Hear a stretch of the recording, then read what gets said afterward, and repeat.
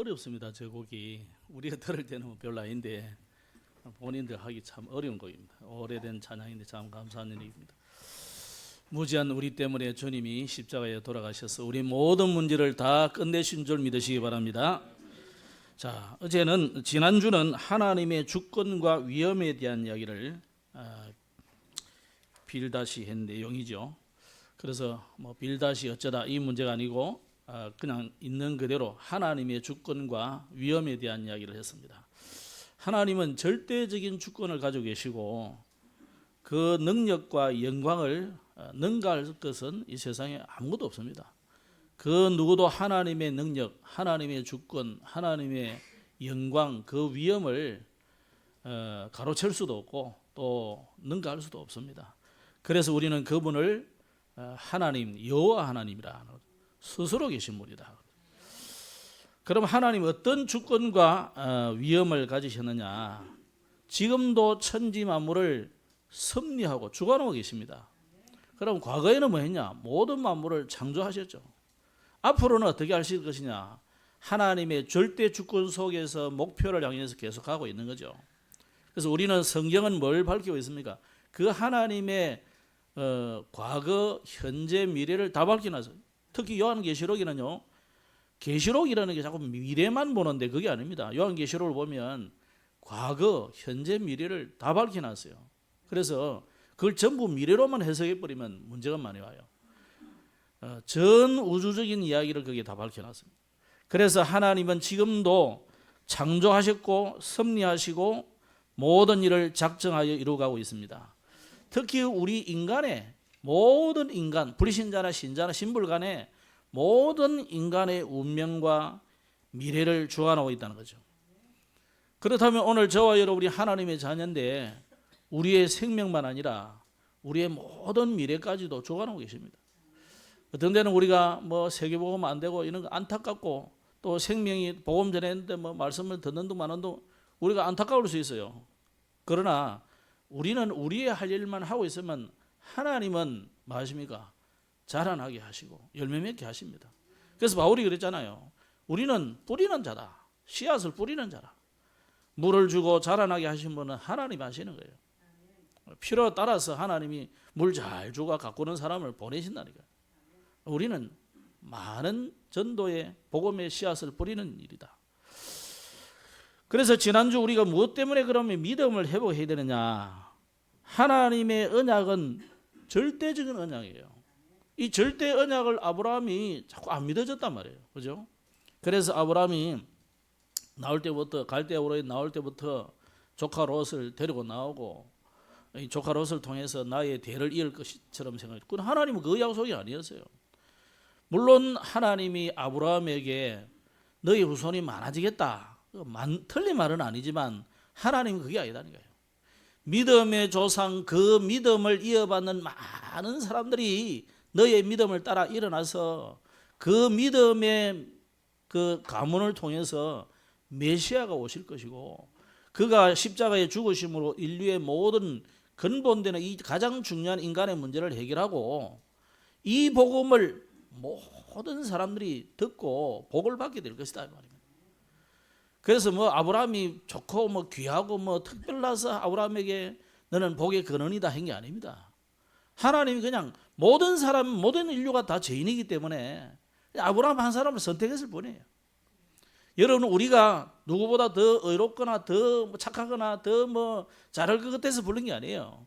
오히려 더 잘하는 세상 사람들 불러가 시키면 일 더 잘할 수 있어요. 복음 우리보다 훨씬 잘 전해가지고 부흥만을 시킬 수도 있을 거예요. 그런데 왜 하나님이 깨어난 우리를 선택했을까? 그게 하나님이 주권이에요. 그래서 이걸 이해를 못하니까 신약에 뭐라고 했습니까? 바울이 토기장의 비유를 이야기했잖아요. 토기장의 비유를 했어요. 아니 흙을 그릇을 빚는 그 토기장이가 이렇게 빚어가지고 우리가 볼 때는 멀쩡한데 에이 이거 마음에 안 들어 깨분 그죠?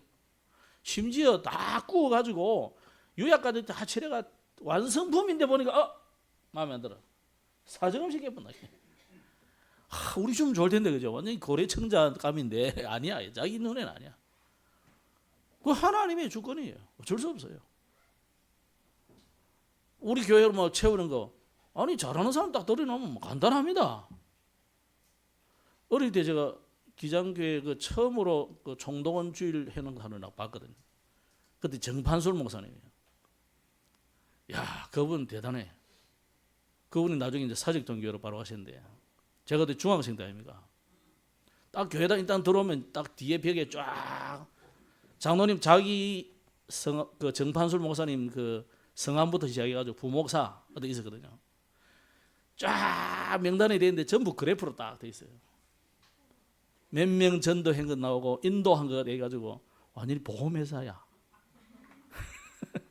쫙 이러니까 막 전부 장로님들도 막 전도 많이 못한 사람 부끄럽고 막 우리 처음에 이게 뭔 거야 했더니 그 막 부목사님이 또 차트 잘 그리더라고 막 쫙 그래가 쫙쫙 해놨는데 그때 부흥된 게 그때 400명 올라왔다 이거예요. 그래가지고 교회당 짓고 그 당시 한 120명 뭐 그 정도 왔었어요. 근데 바로 몇 년 만에 그냥 쫙 올라가더라고.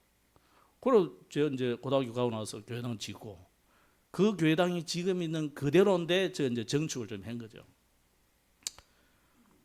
그분이 나중에 가서요 전국적으로 총동원 전도 운동을 펼칠 뻔했다니까. 그래가지고 총동원 전도주의를 하면 정판술 목사예요. 뭐 시작을 딴 데서 했겠지만 기장교에서 실험을 많이 했어요. 아마 지금도 수작가 비슷할 거예요. 잘하는 사람 갖다 놓으면 얼마든지 쉬웁니다. 근데 왜 이렇게 다락방 전도 한다면서 잘 못하는 우리를 불러가지고 이렇게 하나님 절대 주권이에요. 그죠? 그래서 우리는 정말 생명 가진 이 축복을 누리고 전하면 되는 겁니다. 그래서 구원이 안 믿어지는 사람도 있죠. 불신앙이 아주 체질이 된 사람이었어요. 참 불쌍한 사람이죠. 그 사람은. 또 어떤 사람은요 구원은 받았는데도 기도도 안 할 뿐만 아니라 응답을 안 믿어져. 그 기도 전혀 안 하는 거죠. 오늘 빨리 회개하시고 기도하시기 바랍니다. 그러면서 믿음 비슷한 것 주의하라 그러잖아요. 저는. 이 긍정적인 것 사람은 좋습니다. 부정적인 사람보다 훨씬 낫잖아요. 그런데 복음은 마냥 긍정적인 게 복음이 아니에요. 복음이 긍정적인 것을 포함하고 있을 뿐이지. 그러나 부정도 같이 포함합니다. 아니 안 된다. 안 되는 건 안 되는 거지. 뭐가 안 되는 건 하나님이 안 된다는 것은 내가 아무리 내 머리가 깨지고 해도 안 되는 거예요. 그거는. 그런데 우리는 무조건 할 수 있다 하면 된다 해보면 됩니까? 그게 안 되는 거죠. 그래서 하나님이 아니라는 것은 안 되는 거예요. 되었다 해도 그거는 망하는 거예요. 결국은. 그래서 이걸 정확하게 알아야 됩니다. 그래서 복음은 긍정도 부정도 아니에요. 어떤 때는요 가장 절망의 밑바닥을 쳐야만 새로운 힘을 가지고 올라오는 사람이 있다니까. 그죠? 또 어떤 사람은 칭찬해 줘야 또 살아가는 사람이 있어요. 어떤 사람은 좀 야단쳐야 또 되는 사람이 있어요. 참 인간이 어려워요. 힘들어요. 그래서 이 적극적인 사고는 복음이 아니다는 것을 알고 또 불건전 신비주의 이 주의하셔야 돼요. 불건전인 신비주의는 또 이단 취급 안 받아요. 참 아이러니한 이야기죠. 그래서 우리는 하나님의 절대 주권을 믿는 믿음을 정말로 오늘 회복하시고 특히 빌닷은 인간은 벌레와 같은 이야기를 많이 했어요. 그런데 맞는 이야기죠. 그런데 모든 인류는 하나님 떠나기 때문에 벌레와 똑같아. 짐승이나 똑같아. 그래서 짐승 수준이에요. 우리가 다 그런 짐승 수준으로 전락했는데 우리를 하나님께서 구원하셔서 예수 그리스도의 피로 값주고 사셨다요. 그래서 우리는 내 것이 아니고 하나님의 것이에요. 그래서 하나님은 여러분을 굉장히 존귀한 하나님의 백성이요 하나님의 자녀고 천국의 시민이다. 그 이야기를 지난주에 한 거죠.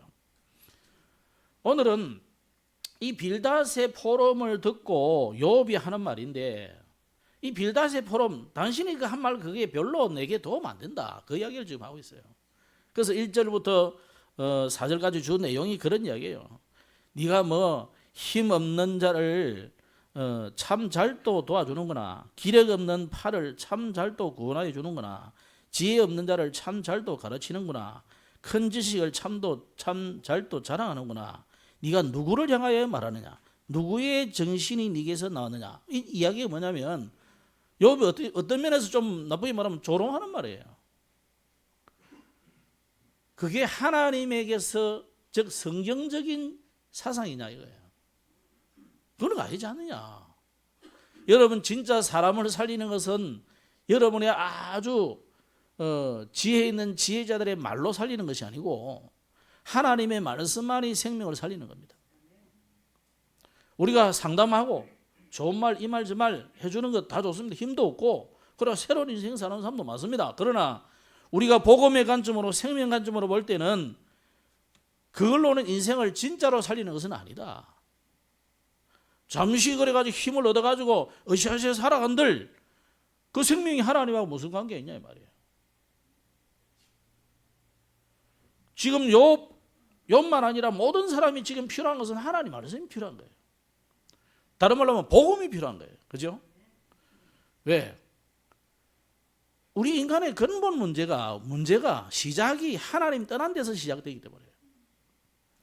그래서 내게 작고 큰 이런 문제들도 내가 하나님과 멀어져 있구나 이렇게 생각하면 돼요. 여러분도. 하나님 자녀도 마찬가지잖아. 하나님하고 내가 멀어져 있기 때문에 문제가 반드시 오는 겁니다. 사단은 그 틈을 절대로 놓치지 않거든요. 사단이 사단이잖아요. 사단이 우리 인간처럼 멍청한 게 아니거든요. 얼마나 여러분의 틈을 파고들 수 있는 기회가 있는 줄 알고 할 수만 있으면 넘어뜨리려고 한다. 심지어 여러분이 하나님 자녀인 줄 알아요. 영원히 무너뜨려서 멸망시킬 수 없는 줄도 압니다. 사단은. 알지만은 혹시 라는 거예요. 여기 속지 말아야 돼요. 자, 그래서 욥에게 필요한 것은 전능자 하나님의 변호와 위로, 즉 하나님의 말씀이 필요한 거예요. 지금까지 많은 지금 빌닷이나 뭐 여러 사람들이 엘리후나 이런 여러 사람들이 한 말들이 뭡니까? 너는 하나님 앞에 범죄했기 때문에 이런 문제가 왔다. 그래서 너의 행동을 지금 고치라 이거예요. 물론 틀린 말은 아니잖아요. 그죠? 그런데 정말 하나님이 욥을 보고 그래서 그러냐? 욥은 지금 그거거든요. 나는 사람들 보기에는 어떨지 몰라도 나는 하나님 앞에 의롭다. 왜? 그리스도께서 나를 십자가에서 내 모든 죄악을 사해 주셨고 저주를 홀로 담당하시고 끝내시기 때문에 나는 하나님의 영원한 나라의 백성이고 나는 그 하나님의 자녀고 그래서 하나님이 심판대에 나를 세웠을 때 나는 의롭다고 분명히 말할 수 있다는 거예요. 아멘? 여러분이 그런 신분이에요. 그래서 세상 사람들의 논리에 자꾸 헷갈리면 안 돼요. 그러면 예수 믿는다고 구원받은 자가 실수하고 잘못해도 되느냐? 물론 안 되죠. 그러나 그 구원은 무너뜨릴 수 없는 거예요. 아멘?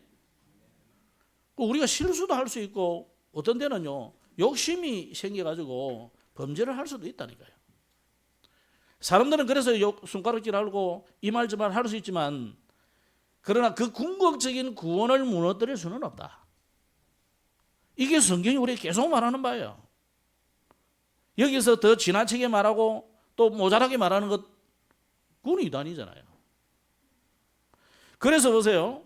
욥이 계속 그 이야기예요. 사람들 친구들이 계속 하는 말 나는 어렵다는 거예요. 나는 어렵다. 여러분도 안 그렇겠습니까? 네 보니까 네 지금 당한 일들을 보니까 예사죄를 지은 게 아니다 이 말이잖아요.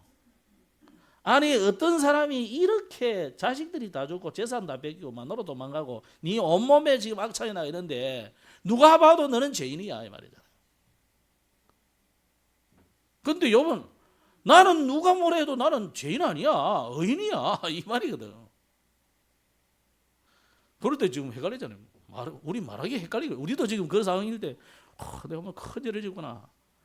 물론 큰 죄 없는 사람이 있겠습니까? 작은 죄 다 있지. 그리고 욥이 말하는 거하고 세상 사람들이 이 친구들이 말하는 거는 완전히 방향이 안 맞는 거예요 지금.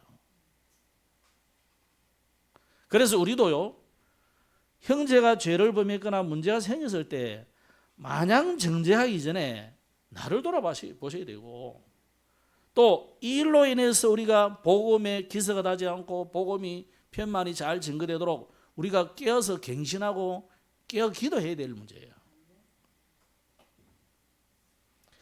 그러면 오늘 제목이 서도의 고문을 했고요. 그래서 오늘 하나님의 크신 능력과 부활, 오늘 부활절이기 때문에 부활이라는 제목을 넣었는데요. 뭐 넣어도 상관없는 이유가 뭐냐? 오늘 본문에 보면 14절 마지막에 그런 말 했어요. 우리가 그에게서 들은 것도 속삭이는 소리일 뿐이니 그의 큰 능력에 우리 소리를 누가 능히 헤아리랴. 이 하나님의 큰 능력을 이야기했어요. 그리고 그 앞에도 보면은 12절에도 그는 능력으로 바다를 잔잔하게 하시며 지혜로 라합을 깨뜨리시고 그의 입김으로 하늘을 맑게 하시고 손으로 날렵한 뱀을 무찌르신다. 보라, 이런 것들은 그의 행사의 단편일 뿐이다. 쉽게 말하면 그대한 코끼리 그 그냥 꼬리 하나 만져보고 코 하나 만져보고 아 이게 코끼리구나 이러고 있을 수 있다는 거예요 지금. 그럼 오늘 이 하나님의 능력, 그런데 반대로 하면 우리의 인간은 뭡니까? 그 하나님의 능력에 비하면 우리는 너무나 한계가 있잖아요. 오늘 그걸 좀 보도록 하겠습니다. 자, 이 5절에 보면 이 빌닷의 포럼을 하는 것을 듣고는 욥이 어떻게 보면 좀 그 카메라 아까 찬양대 찬양하는데 자꾸 나를 찬양 다 준비했는데 카메라를 자꾸 내 알을 비춰서 물 한 컵도 내 마시기 좀 힘들단 말이야. 마치 저 카메라가 자 이래 돌듯이 이 지금 그런 공간을 비추듯이 지금 욥이 이야기를 했어요. 첫째 비추은 것이 어디냐? 하나님의 섭리하는 영역인데 그 영역에 죽음의 공간들이에요. 그래서 5절에 보면 죽은 자의 영들이 물밑에서 떨며 물에서 사는 것들도 그러하도다. 그러면서 6절에 하나님 앞에서는 스올도 벗은 몸으로 드러나며 멸망도 기림이 없습니다. 가림입니까? 예, 가림이 없음이로다. 자, 죽음의 공간들, 성경에는 주로 죽음을 스올 또는 아바돈 이런 걸로 많이 표현했어요. 이런 살아있는 자들이 접근할 수 없는 그런 곳조차도 하나님께는 감출 것 없이 지금도 섭리하고 통치하고 계시다는 거예요. 그래서 신약 성경에는 예수님이 죽어서 3일 동안에 무덤 속에 계시는 동안 뭘 하셨느냐? 주 소홀에 내려가가지고 죽은 영들에게 복음을 전했다. 이런 표현이 나와 있어요. 그죠? 악의 영들에게, 악한 영들에게 복음 전했다. 이런 표현을 했어요. 예수님 가서 뭐 했겠어요? 야, 똑바로 해라. 그랬겠어요? 그래서 우리가요, 우리보다 먼저 앞서 복음을 듣지 못한 영혼들이 나중에 어떻게 되냐? 특히 이순신 장군하고 막 혈압 내는 사람들이 많아요. 지옥 가다 이러면 뭐라 하거든요. 굳이 우리가 지옥 가다 소리 날 필요는 없고 우리보다 앞서 죽은 자들, 특히 복음을 듣지 못한 우리의 조상들이 많잖아요. 그런 분들에 대해서 조치는 하나님이 알아서 하실 일이에요. 성경에는 거기에 대해서 밝히 놓지 않고 있어요. 그건 하나님이 알아서 할 일이에요. 하나님 나중에 그 집 내가 다시 하시든지 안식교처럼 조사 심판을 하신다든지 그거는 하나님 알아서 할 일이고 그건 우리의 영역하고는 아무 상관없어요. 여러분 관심사에서 끝내세요. 단 하나는 뭐냐? 하나님이 그리스도께서 십자가에 죽으심으로 그 동안에 무덤 속에 있는 동안 그 악이 내려가셔서 복음 전했다 이런 표현이 나온단 말이에요. 그러면 하나님이 알아서 알지. 어쨌거나 죽음의 공간을 지금 비추면서 하나님은 거기도 통치하고 섭리하고 계신다. 그러면서 또 비추는 부분이 어디냐? 하늘이라는 공간이죠. 구름 이야기를 했어요. 구름이 물을 머금고 있으면서도 왜 항상 물을 우리가 물 이거 무겁잖아요. 그러니까 물은 항상 밑으로 떨어지게 돼 있는데 그 물을 많이 머금고 있는 구름만 지나가고만 물을 계속 뿌려야 되는데 왜 그러지 않냐 이거예요. 그에 대한 이야기를 하면서 하나님이 보자기처럼 구름으로 물을 잘 감싸가지고 구름 안에 물이 지상으로 떨어지지 않도록 그렇게 하셨다는 거예요. 그래서 창세기 보면은 창조하실 때 윗궁창 아랫궁창 그런 이야기들이 쭉 나오죠. 과학적인 사실들이 지금과 안 맞을 수도 있고 지금 놀라는 사람들도 있어요. 과학자들이 보면 이런 게 벌써 있나 이럴 수 있어요. 근데 중세 때에는 좀 고집을 많이 부렸어요. 성경이 이런 것을 이야기하는데도 불구하고 자기들의 세계관에 딱 갇혀가지고 무조건 지구가 도는 게 아니고 천동설이다 이렇게 표현한 거예요. 그래가지고 그걸 싫어하는 사람들을 전부 심지어 이단이고 마귀였다 이런 식으로 해가지고 죽이고 막 그런 거죠. 그런 그 중세 교회가 고집스럽게 주장했던 것이고 성경은 꼭 그렇게 말하는 게 아니에요. 성경은 그래서 한 개인의 과학적인 관점이 있고 또 성경이 말하는 관점도 있어요. 어느 게 맞느냐 틀리냐 할 수가 없어요. 그 시대 사람들이 가졌던 세계관이기 때문에. 그런데 오늘 욥은 뭐라고 했느냐? 굉장히 지동설에 가까운 얘기를 해놨어요. 그죠? 뭐랬냐? 땅을 하늘의 공중에 매달아놨다 이렇게 표현해놨어요.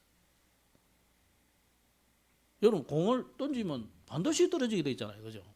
그런데 하나님이 이 거대한 지구를 땅 덩어리를 공중에 매달아놨다 이렇게 표현해놨어요. 이게 벌써 예수님 오시기 전이 근 2000년 전인데 지금으로 치면 4000년 전의 사람이 요 주장을 한 건 아니지만 욥이 그 이야기를 했다는 거예요. 대단한 거죠. 그러면 이 사상도 저 사상도 이렇게 있었다는 거죠. 그래서 하늘이라는 공간도 하나님이 통치하시는 부분이다. 특히 구름으로 가린다 이런 표현을 했는데 어떤 성경에는 하나님의 보좌가 우리는 천국이 안 보이잖아요.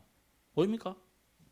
보이시는 분은 좀 조심하셔야 되고 제발 좀 안 보이게 해주십시오. 이렇게 기도하셔야 돼요. 그런데 왜 안 보이게 했느냐? 이제 어떤 다른 번역에는 그려놨어요. 하나님이 구름으로 가려놨다 이렇게 표현해놨어요. 그냥 우리 성경에는 그렇게 표현 안 돼 있는데 다른 성경이 또 그렇게 표현해놨어요. 어쨌거나 하나님이 이 천둥과 번개로 소리치시면 온 땅이 또 온 하늘이 두려워 떨고 물과 물 사이에 경계를 주셨고 빛과 어둠의 경계도 만드신 분이 하나님이다. 그래서 하나님이 숨을 내쉬면 구름이 사라져서 하늘이 맑아지고 이 시적인 표현이에요. 이걸 가지고 이게 맞냐 전 틀리냐 이런 이야기 하면 안 돼요. 지금 욥경이 시적인 표현을 한 거예요.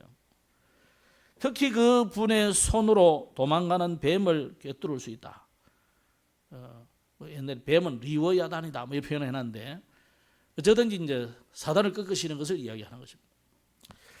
그러면서 이제 그 다음에 어느 공간을 비추느냐? 바다라는 공간을 비추죠. 12절 이하에 보면 바다가 흉흉할 때 이 라합이라는 단어가 또 나오죠. 이 라합은 사람 이름 라합이 아니고 지난번처럼 이 라합이라는 것은 뜻입니다. 이거는 아주 그 격동하는 그런 하나님을 대적하는 그런 존재와 같은 그를 의미합니다. 어떻게 보면 사단이라고 볼 수 있겠죠, 그죠?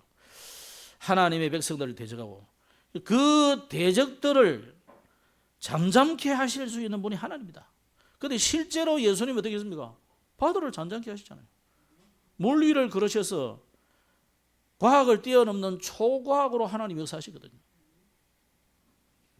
그래서 이 공간도 인간이 갈 수 없고 또 닿을 수 없는 고대 그 4000년 전의 시대의 사람으로 치면 갈 수 없고 도달할 수 없는 것. 사실은 우리 인간 지금 과학이 이렇게 발전해도 지금 일본은 지금 무슨 해구 그게 지금 흔들까 싶어서 어마어마한 걱정이 돼가지고 지금 30만 명이 죽은다 계속해서 뭐 그런 이야기 하잖아요.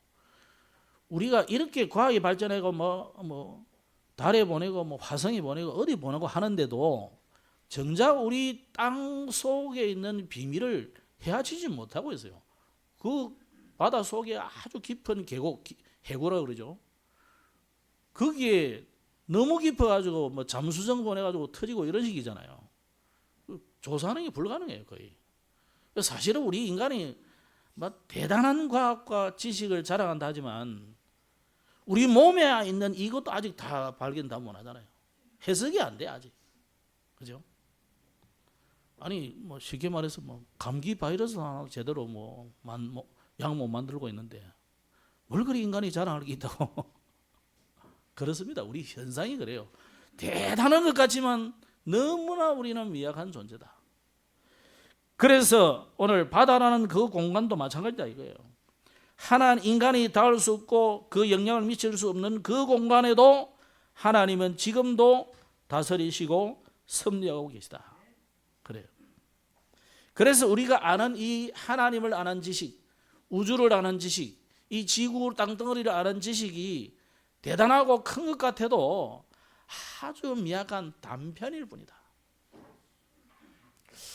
저는 우리 옛날에 우리 그때 당시는 학생들이 고3 뭐 대학교 1학년 1년 뭐 그럴 때 자연이라는 단어를 그때 누가 표현했죠 그게? 기억나요? 김경 지사님.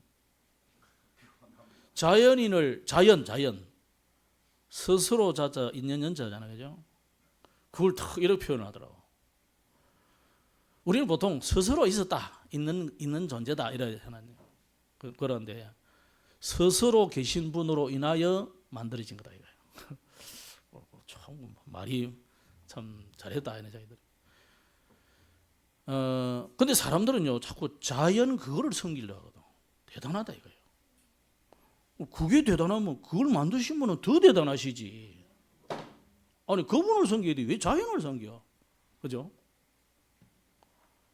여러분 대단한 사람 만나면 그 대단한 사람을 섬길 일이 아니고 그 대단한 사람을 주신 하나님을 섬겨야 돼요.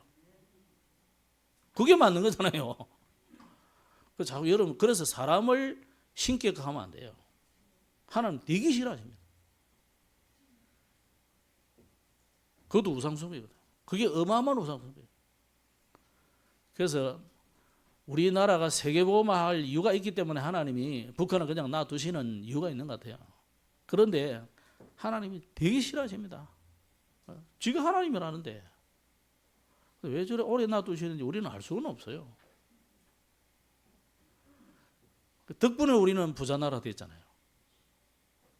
그래가지고 우리 힘으로 안 되니까 막 미국한테 좀 업혀가지고 막 어쨌거나 무역 그것도 막 보호받고 막 국방도 보호받고 막 이래가지고 그래가 된 겁니다. 우리가 뭐 성실하고 잘한 것도 있지만 인간적으로 볼 때는 저거는 괜히 우리가 자주국방 적기를 해놓고 그래가지고 우리는 뭐 그러고 소련도 필요 없다, 중국도 필요 없다 이래가지고 거지 나라 됐던 거잖아요. 자, 우리가요 하나님의 이 통치와 섭리는 전 지역이다 이 말이에요. 전 공간. 그럼 여러분 인생에도 마찬가지입니다. 우리 인생에도 우리 인생의 과거, 현재, 미래 전부를 하나님은 주관하신다 이 말이에요. 그래서 창조의 능력은 어느 정도냐? 하나님은 과연 살아계시냐? 능력은 어느 정도냐? 우리는 뭐 만드는데 막 뚝딱거리되고 설계하고 다 해야 되잖아요. 하나님은 말씀하는 대로 끝내버다. 그래서 요한복음은 첫 장을 딱 시작하면서 그러잖아요. 태초에 하나님이 천지를 창조하신 하나님이 태초에 우리를 그분이 찾아오셨다는 거예요. 그분이 말씀으로 천지를 창조하셨다. 태초부터 계신. 그래서 요한은요 이 태초에 굉장히 관심이 많았어요. 요한 서신에는 계속 태초 말씀이 계속 나와요. 하나님은 지금도 말씀 한마디면 되는 거예요. 그래서 예수님이 3년 공생애 중에 굉장히 칭찬하신 몇몇 사람이 있어요. 그 중에 한 여자는 뭐라 했습니까? 백부장도 뭐라 했습니까? 아니 말씀만 하십시오. 내 종이 병들어서 지금 죽게 됐지만 내가 가겠다 그러니까요. 말씀만 하십시오. 나는 당신이 우리 집에 오시는 걸 우리 감당할 수 없습니다.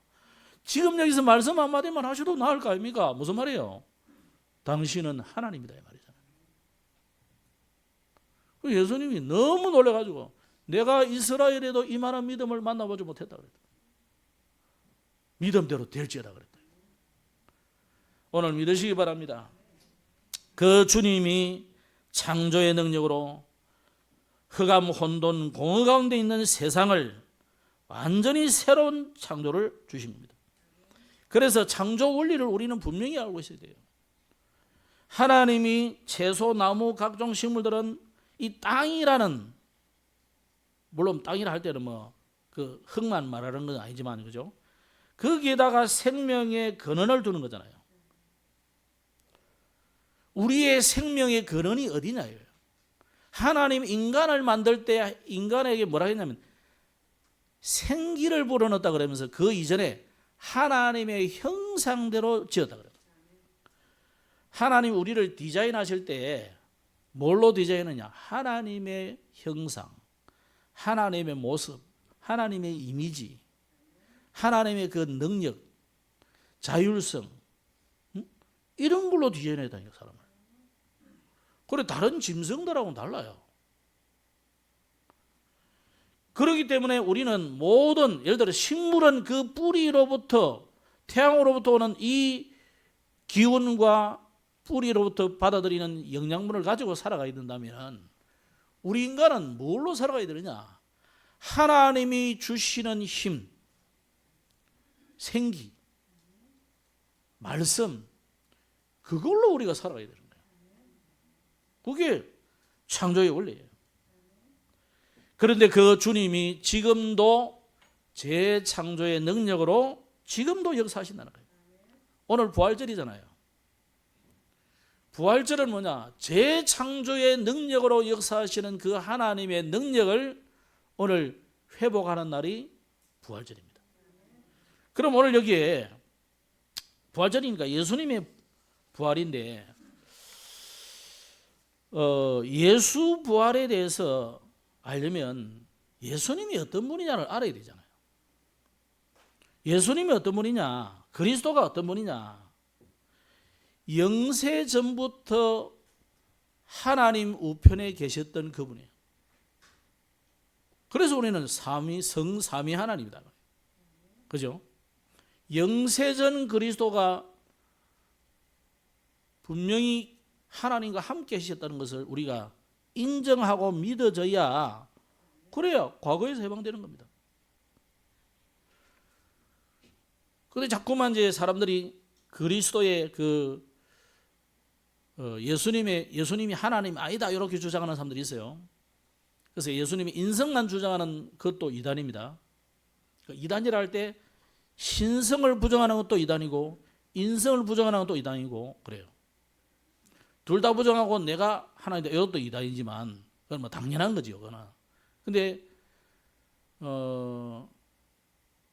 그 지금 이집트의 콥트 교회라는 교회는 예수님의 그 인성을 부정해요. 제 생각에 맞는데 지금 나도 갑자기 나온 말을 헷갈리는데 그런데도 대체로 이단이라 잘 안 합니다. 근데 따지면 이단이에요. 그러면 2025년 주후 AD와 BC라는 역사 속의 그리스도를 부정하는 거잖아요. 그러면 잠깐 천사점 왔다 갔단 말이냐? 이런 말이 되잖아요. 그러면 십자가도 부정돼요. 예수님의 십자가 처형은 사실이거든요. 왜 우리가 사도신경 할 때 빌라도 욕을 하는 건 아니고 빌라도 때 그걸 왜 하느냐? 그 정확한 시기입니다. 그래서 이거는 우리가 뭐 성탄절도 정확한 어떤 날을 알지 못하는 마당에 그냥 12월 25일이라고 지키지만 그 정교회는 어디냐면 주로 이제 옛날에 공산권이었던 나라들이 대부분 정교회입니다. 그래서 이제 러시아를 비롯한 그리스, 뭐 벨라루스 이런 거 다 전부 정교회입니다. 정교회 친구들은 전부 옷이 전부 시커멓고 또 그 수도사들은 또 모자를 이렇게 뒤집어서요. 그래가 컴컴해가지고 아이고 하더니 와 진짜 성당도 가보면 컴컴해. 너무 초롱하게 피어나가지고 이 친구들은 또 성탄절이 달라. 일을 얼마인가 그때 지켜요. 그럼 우리가 성탄절도 제대로 모르는데 무슨 예수님의 역사성을 인정할 수 있냐? 아닙니다.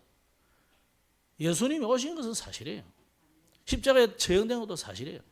그때 당시 재판했던 빌라도, 헤로드 왕, 그리고 그 대제사장 가야바, 안나스, 정확한 인물이에요.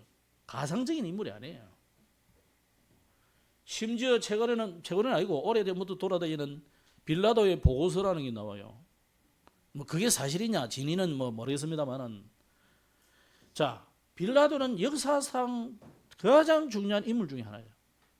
이 사람이 사실 유대 나라를 제대로 잘 통치하면요 차기 로마 황제가 될 수 있는 가능성이 있는 사람이에요. 그만큼 이스라엘을 통치한다는 것은 어려운 나라예요. 그 누구든지 이스라엘을 제대로 통치했다, 그럼 로마 황제가 될 가능성이 엄청 높아지는 거예요.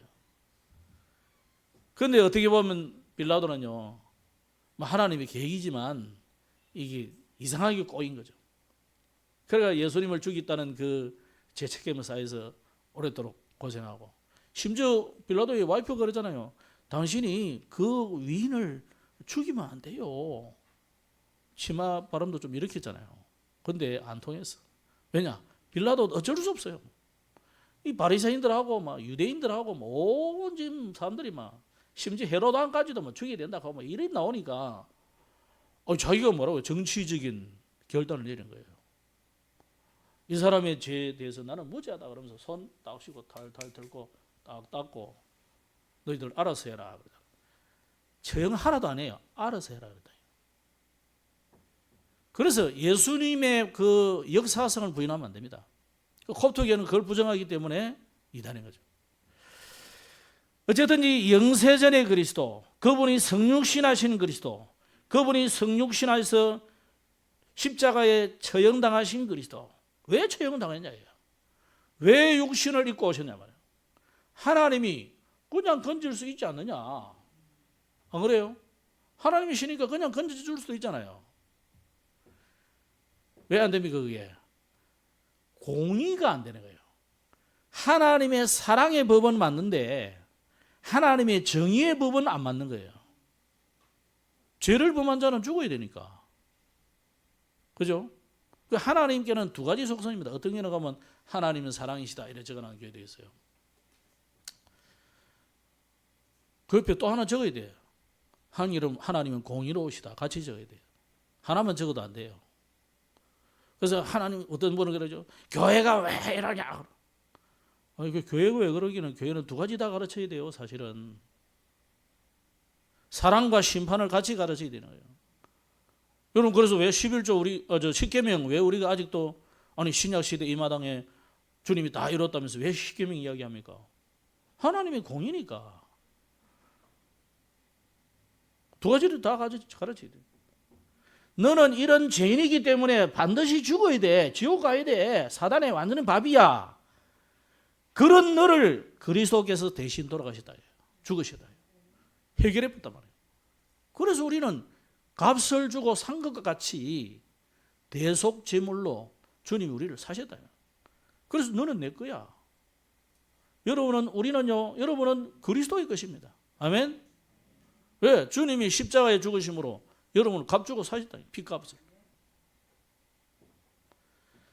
자, 그렇게 죽으실 뿐만 아니라 죽으심으로 우리 모든 문제를 다 끝내시고 오늘 무슨 날입니까? 부활절이잖아요. 부활.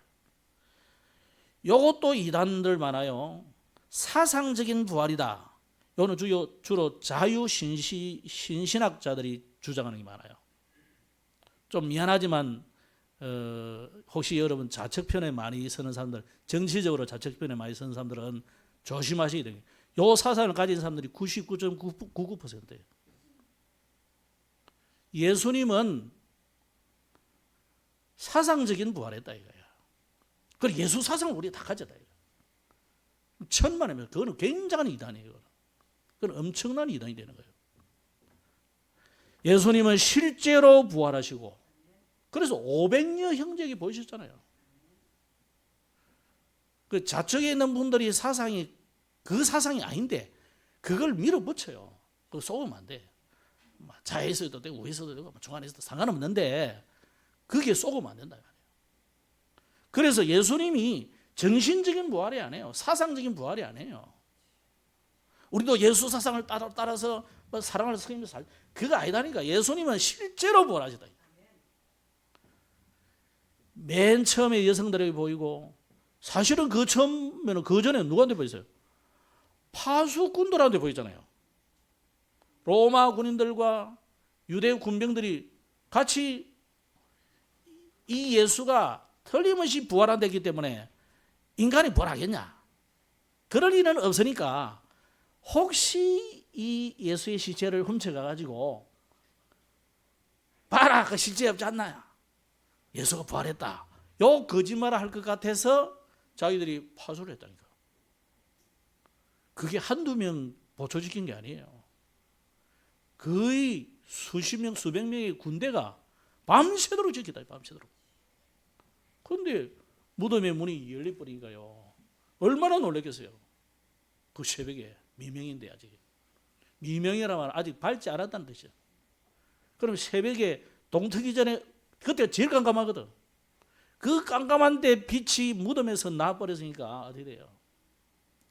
다 기절해버리죠. 어차피 자는 놈들은 자는 거고 교도로 잘 가입니까? 그죠?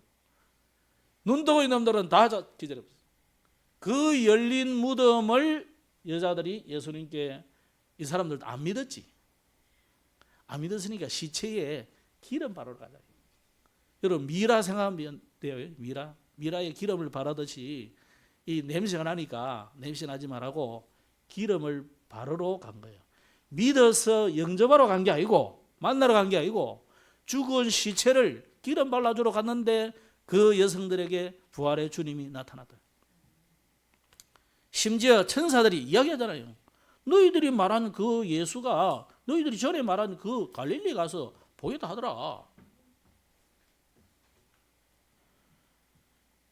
여러분 역사적인 사실입니다. 부활은 실제적인 사실입니다.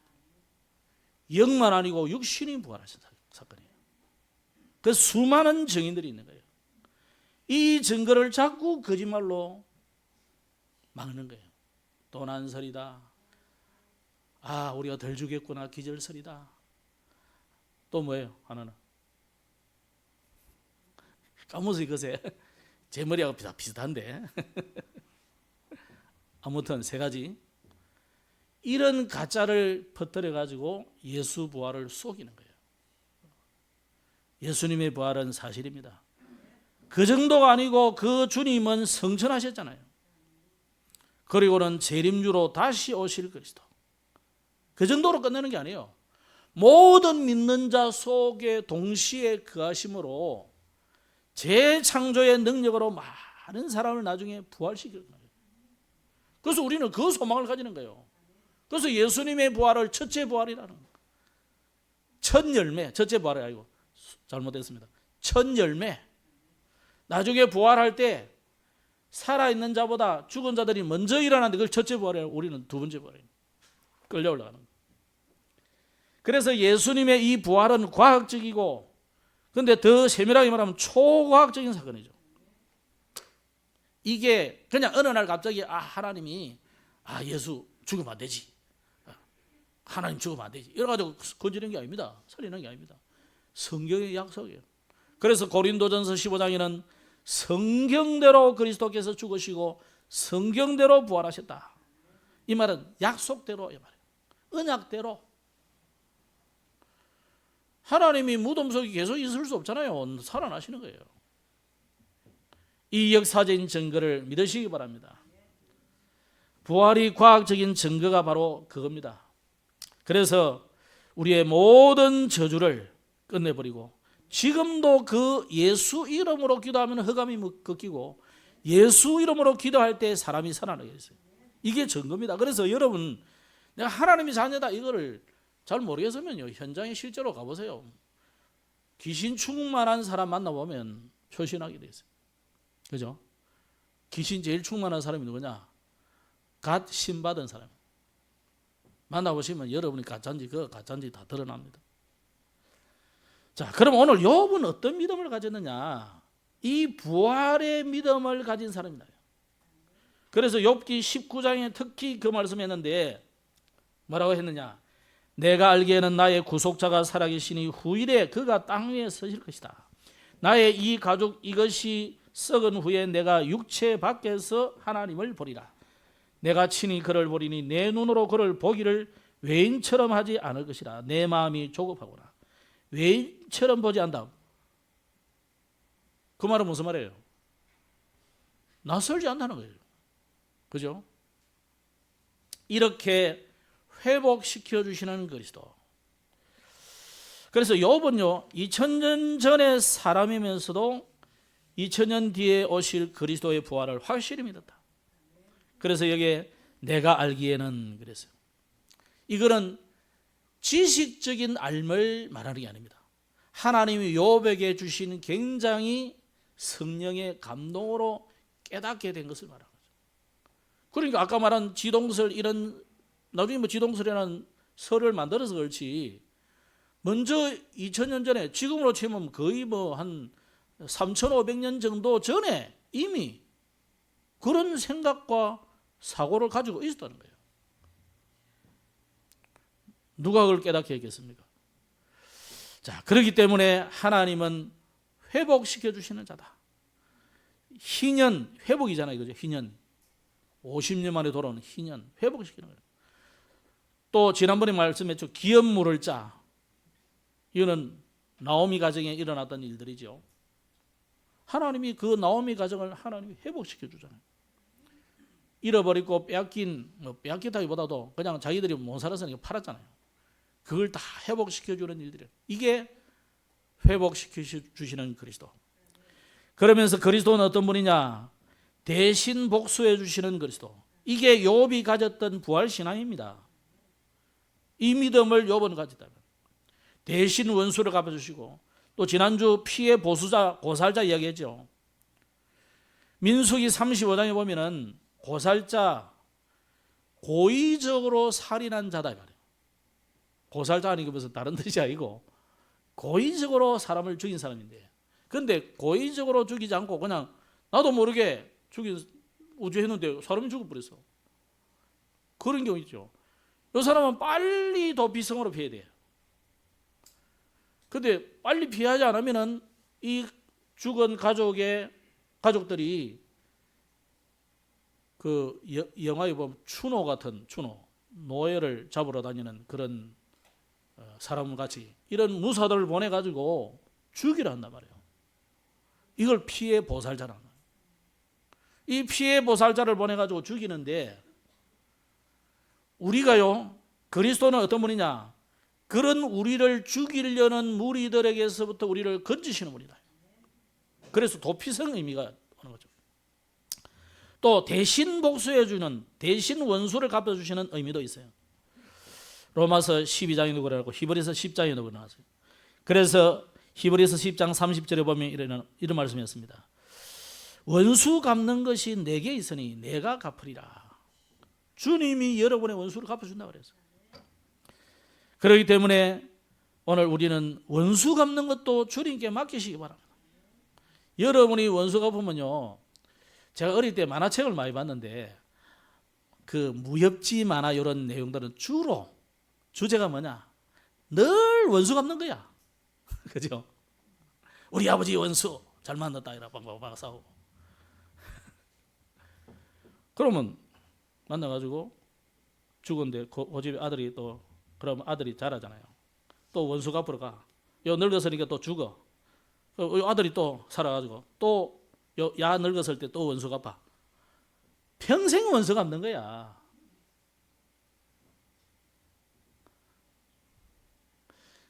그래서 원수는 갚으면 계속 원수 갚아야 돼. 주님께 맡기라. 부활과 영원한 생명을 주시는 그리스도인 것을 욥이 믿었습니다. 그래서 욥기 19장 말씀한 대로 나의 구속자가 살아계시다. 그가 땅에 서셔서 우리 문제를 해결할 거다 그랬어요. 말씀하겠습니다. 그래서 예수님의 부활은 하나님의 크신 능력을 증가하는 것이기 때문에 오늘 능력이라는 단어들이 2번이나 3번이나 나오잖아요. 능력이라는 단어는 안 나오지만 하나님의 능력을 계속 지금 5절 이하에서 14절까지 계속 말하고 있거든요. 주님의 능력이 부활을 못 시키겠냐 말이에요. 자신을 부활 못 시키고 자신을 따르는 자기 백성들을 부활 못 시키느냐 말이에요. 그래서 우리는 주님의 부활은 당연한 것이고 우리의 부활도 믿으시기를 바랍니다. 내가 지금 살아있으니까 뭐 부활에 대한 걱정 별로 없죠. 자, 앞서간 믿음의 선진들이요, 우리보다 앞서 부활체로 올라가게 돼 있어요. 그죠? 예수 그리스도는 창조의 능력으로 부활하셔서 살려주시는 자가 되셨기 때문에 고린도전서 15장 17절 22절의 말씀과 같이 여러분 우리는 어떤 자가 되어야 되느냐? 살려주는 자, 살리는 자가 되시기 바랍니다. 살리는 자가 되셔야 돼요. 그래서 복음이 뭡니까? 살려주는 거잖아요. 죽이는 자가 아니고. 그래서 물론 어떤 게 하나님 사랑이시다, 복음을 의미하는 거겠죠. 그죠? 여러분 이번 주간에도 살리는 자가 되시기를 바랍니다.